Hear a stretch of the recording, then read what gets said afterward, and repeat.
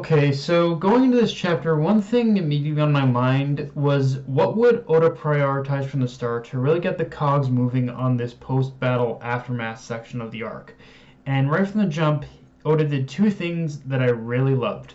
The first is showing us Momonosuke talk like telepathically communicate with Zunisha, and saying he will open Wano's borders, but also acknowledging the time isn't right yet, and that there's much to do within Wano itself before he even does that. And I like how how we immediately move into what that thing is at the end of the chapter, with Momonosuke appearing like before everyone, the citizens of Wano, and even Kaido's crew in his dragon form, and Denjiro saying they're ushering in the new shogun of Wano, and like understand what this means. This whole setup, what just happened at the end of this chapter, isn't Momonosuke taking up the mantle just yet. This is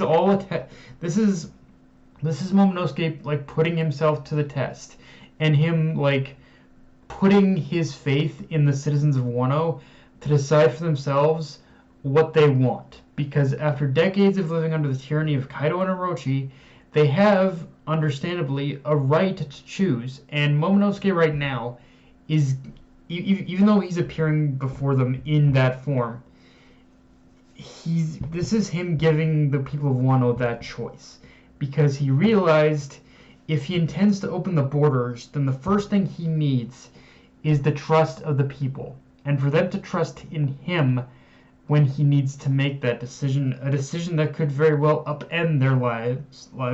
So for Momonosuke, while he has the courage in order to open the borders, he needs to know that he has the trust of the people, which also leads into the other major aspect, which is that Wano in itself needs to rebuild, and the citizens just in general, like after decades long of living under Kaido and Orochi, what the citizens want more than anything right now, I think, is just they want to feel like they want to have that feeling again that Wano is a place they can call home again before they're plunged into any more craziness. And again, I really if again that's pretty much that's all what's happening at the end of this chapter, and I really do appreciate the tact and approach that Oda has taken with Oda has taken right now with this whole setup. Now, the second thing that I surprisingly really like that Oda did with this chapter is even after hearing Kaido lost, the Animal Kingdom pirates still kept fighting on, and it's a small detail that usually really isn't worth paying attention to. But one thing I found fascinating about this moment is how it shows how being a part of Kaido's crew really instills this sense of arrogant pride into all of these people, into all of like Kaido's men, and how even if Kaido is defeated, they refuse to believe it, which also shows despite how much Kaido instills loyalty in his crew, he doesn't exactly trust them either. Like something like this is indicative of the fact that he didn't even tell them of his past, or they don't know of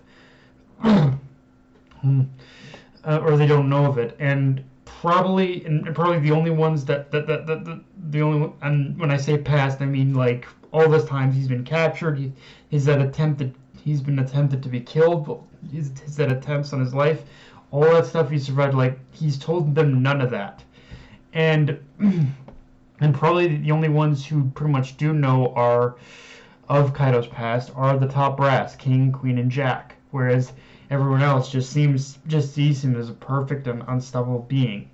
And the fact that it took Yamato needing to step in for them to at least somewhat realize that possibility of that shows just how blindly loyal his crew really is. Like they by every stretch of the imagination do not believe that Kaido could ever or would ever lose. And does show that there is a bit of a curse with being considered like the strongest pirate alive. That yeah, that there are going to be people who believe you cannot be defeated. Um, with that said, as everyone well enough knows, in the last chapter I had a little bit of a problem with how things ultimately felt like it wrapped up a little too perfectly in a bow for Wano, but not only does the setup in this chapter really fix that issue already for me, but seeing the rest of the Fire Festival play out the way it did, and seeing Toko deliver that final message to her father on her lantern, I did feel it was a great payoff, and honestly, it did make this experience feel a lot more bittersweet, and made the whole finale of the Fire Festival a lot more fulfilling. That it's sort of like so fulfilling at that point that it sort of canceled out the disappointment I had previously about a feeling like Oda did take the slight easy way out of not giving Kaido some manner of victory and defeat, as it were. But again, I feel just seeing the Fire Festival play out without interruption is sort of Oda's way of showing through all the pain, all the suffering, just everything Wano has had to endure up to for decades long. There is the light of freedom and happiness at the end of this long dark tunnel that its people can appreciate. And seeing Toko's lantern saying thank you, thank you, Dad.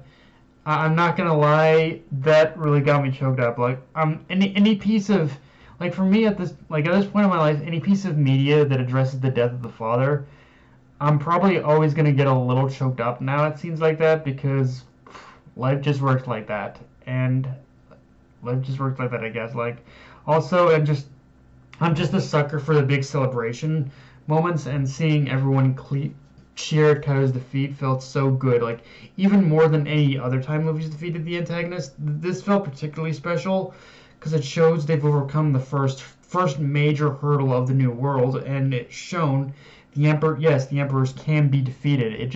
It's gonna take a lot more effort than what they're used to. Now the final moments I do want to talk about with this chapter, though, is a small moment where we see Frankie carrying Zoro to Chopper for treatment, and yeah, you know where this is going. The thing I've been screaming to the sky and heavens about the entire time, but fuck it, I'm gonna repeat it anyway. Oda, you need to address the Grim Reaper shit. I mean, at this point, I'm left to assume it was just Oda representing the idea of Zoro being at death's door. But even then, the fact that he even did that for Zoro to begin with and no one else is gonna spark questions and speculation. And the fact that Oda has gone this long without addressing it has become a serious irritation that I'm hoping we get an answer to in the next couple chapters, bare minimum, now that Kaido is defeated. Seriously, Oda, you can't keep putting this off any longer. It's like you gave us a little tease of something, but then you just dropped it. What are you doing, Oda? Just please tell us, what the fuck was that? That's all I'm asking. What was that about? But yeah, guys, that's pretty much all I got for this review. If you enjoyed the video, like, comment, subscribe, follow me on Twitter, Analyst Control. Be sure to notification bell, hit the subscribe button, and just share the video around, guys. Dark Knight of an A, signing off. Later, everyone.